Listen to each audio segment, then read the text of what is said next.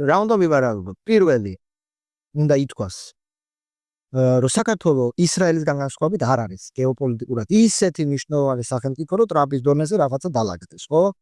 შესაბამისად, ის პოლიტიკა, რაც ამერიკას საქართველოს მიმართ აქვს, რომელიც თქვა სახელმწიფო დეპარტამენტში გამომუშავდება, მეტნაკლებად ხო ეხა იქ ცოტა ოდნა მარცხნივ გადაყვება შეიძლება იყოს, მაგრამ რეალურად ალბათ იმ კალაპოს გაყვება რაც იყო. ეს ერთი. თუ რაღაცა არ მოხდა ისეთი. მეორე თუ ავიღებთ ამოსავალწეპილად უკიდურეს ანტიჩინურ განწყობებს, ხო, არ ამგონია მაინდა-მაინც ან ესიამოვნოთ, ან გაუტარონ. ხო, ბოლოდროინდელი დაახლოება ჩინეთსა და საქართველოს შორის. და ის ანაკლიის ამბავი. ანაკლიის ამბავიც შეიძლება, ხო ხა ეს რეალობა, ხო, რომელი ხა სტრატეგიული, რომელ სამფრობაზას ხა ჩინეთი ანაკლიაში აშენებს, ხო, ნატოს პრობლემა შეექმნას და რაღაცა. მაგრამ მეორე უბრალოდ ხო ეს თქო რიტორიკულ დონეზე, რომ ამ სიამოვნებს, რომ შავ ტბაში ჩინელები შემოყავთ და რაღაცა და კი ბატონო.